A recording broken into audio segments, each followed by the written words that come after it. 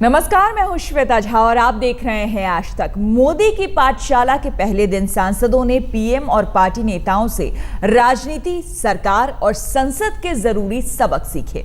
आज पाठशाला पार्ट 2 में मोदी के सांसदों को पार्टी के सबसे वरिष्ठ नेता यानी कि लालकृष्ण आडवाणी लेक्चर देंगे। उनके अलावा प्रकाश जावड़ेकर और पीयूष गोयल भी नेताओं को सदन की कार्रवाई के बारे में जानकारी देंगे।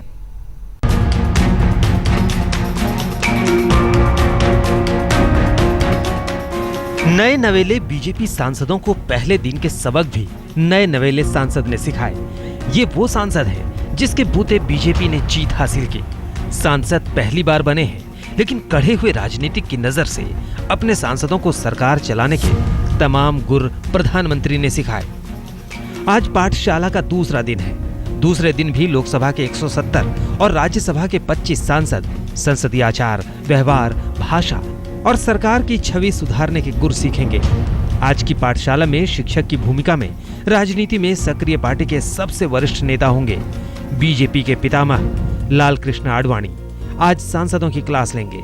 दशकों का संसदीय और भारत की राजनीति का तजुर्बा अपने भीतर समेटे लालकृष्ण आडवाणी आज बीजेपी सांसदों के सदन में नैतिकता, मर्यादा और उनके विशेषाधिकारों सहित बहस के नियम कायदों के बारे में समझाएंगे।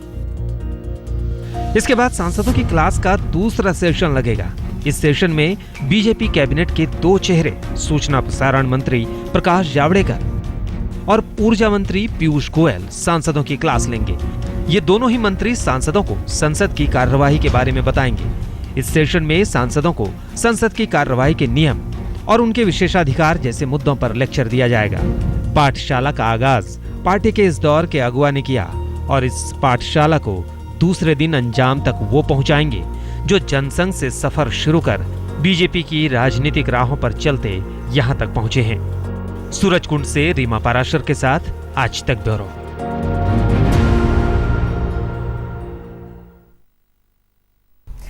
प्रधानमंत्री मोदी नया अध्याय लिखना चाहते हैं, नई इबारत गढ़ना चाहते हैं, नई तस्वीर खींचना चाहते हैं। प्रिंसिपल मोदी की क्लास में इसकी झलक भी दिखी, जहां उन्होंने सांसदों को कहा कि एजेंडा तय करें और काम में जुट जाएं। कुछ इसी अंदाज में पहली बार संसद के दर पर पहुंचे थे नरेंद्र मोदी। लोकतंत्र के इस मंदिर में उन्होंने सिर भी झुकाया और संसद की सीढ़ियों को नमन भी किया। उन्हें पता था कि संसद में आने का मतलब क्या है। उन्हें पता था सांसद बनने का मतलब क्या है। तारीख 28 जून 2014। प्रधानमंत्री नरेंद्र मोदी एक नई भूमिका में थे। पार्टी के नए सांसदों, पहली बार संसद पहुंचने वाले 195 सांसदों के लिए गुरु के रोल में थे। बीजेपी ने दिल्ली से सटे सूरजकुंड में 2 दिनों का वर्कशॉप रखा है। पहले दिन नरेंद्र मोदी ने इस वर्कशॉप यानी पाठशाला का उद्घाटन किया और ओपनिंग लेक्चर में गुरु मंत्रों की छड़ी लगा दी। मोदी के गुरु मंत्र में सांसदों के लिए एजेंडा भी था, नसीहतें भी थीं और चेतावनी भी थी।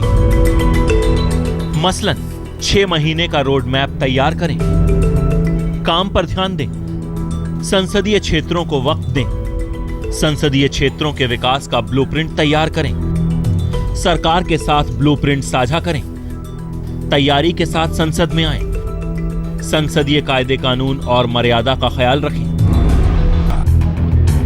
बीजेपी के नए सांसदों के लिए ये एक नया अनुभव था। पहली बार सांसदों ने टफ टास्क मास्टर से सीधे सीधे गुरु मंत्र लिया। पहली बार जाना कि उनसे क्या उम्मीदें हैं, उन्हें क्या परफॉर्म करना है। नरेंद्र मोदी अपने हर बयान में 5 नहीं बल्कि 10 साल तक केंद्र की सत्ता में रहने का दावा करते रहे हैं और वो ये भी जानते हैं कि ये मिशन तभी पूरा होगा जब पार्टी का हर सांसद अपने क्षेत्र में लोगों से किए गए हर वादे को पूरा करे।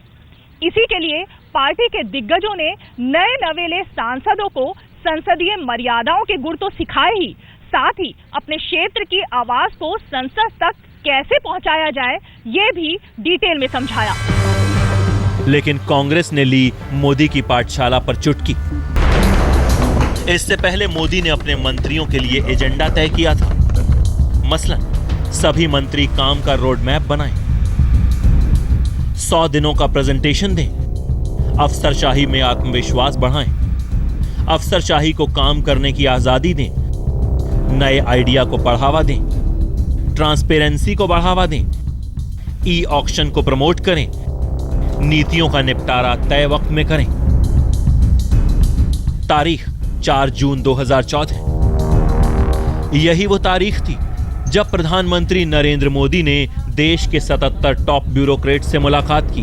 2.5 घंटे की इस मुलाकात में मोदी ने उन्हें गुरु मंत्र दिया, आइडिया के साथ आगे आएं, बिना डरे खुलकर लोगों के हितों में काम करें, टीम वर्क में काम करें, टेक्नोलॉजी का इस्तेमाल करें, कानून को आसान बनाएं। मोदी सरकार बहुमत की सरकार है। उनके नाम पर ही बीजेपी को भारी बहुमत मिला। पहली बार केंद्र में इतनी ताकतवर गैर कांग्रेसी सरकार बनी। जाहिर है मोदी हर मोर्चे पर अपनी छाप छोड़ना चाहते हैं। सरकार चलाने के लिए उनकी अपनी सोच है, अपना एजेंडा है। इसी के तहत उन्होंने पहले मंत्रियों को गुरु मंत्र दिया, फिर बाबुओं को और आखिर में सांसदों को। बीजेपी पिछली यूपीए सरकार के मंत्रियों और सांसदों पर दागी होने का आरोप लगाती रही है, लेकिन अब खुद बीजेपी सत्ता में है। इसलिए जब नए नवेले सांसदों की पाठशाला हुई तो मोदी ने उन्हें गुड गवर्नेंस का गुरु मंत्र तो दिया ही, साथ ही भाई भतीजावाद समेत तमाम गड़बड़ियों से बचने के गुर भी सिखाए। जाहिर है संदेश साफ है कि दाग कैसे भी हों अच्छे नहीं होते। कैमरामैन रविकांत तोतावर के साथ कपिल शर्मा, सूरजकुंड, आज तक। भ्रष्टाचार का राक्षस मोदी को भी डरा रहा है। यही वजह है कि मोदी हर कदम फूंक फूंक कर रख रहे हैं। पहले उन्होंने अपने मंत्रियों को भाई भतीजावाद से आगाह किया और कल सांसदों को भी चेतावनी दे डाली। अमल करो ऐसा अमन में, जहां से गुजरो वहां से सलाम आए। प्रिंसिपल मोदी के लेक्चर का सार यही था। इसी गुरु मंत्र के साथ मोदी ने ओपनिंग लेक्चर को खत्म किया। मतलब साफ था, कुछ ऐसा करो कि लोग आपके कायल हो जाएं, आपको सलाम करें, आपके काम को सलाम करें। सांसदों को दिए अपने लेक्चर में मोदी ने आगाह भी किया। सांसदों को साफ साफ कहा कि वो भाई भतीजावाद से बचें, ट्रांसफर पोस्टिंग के लिए सिफारिश न करें, लेटर हेड किसी को न दें, कॉर्पोरेट घरानों को भी नहीं, किसी के दबाव में संसद में सवाल न करें, मर्यादा का ख्याल रखें।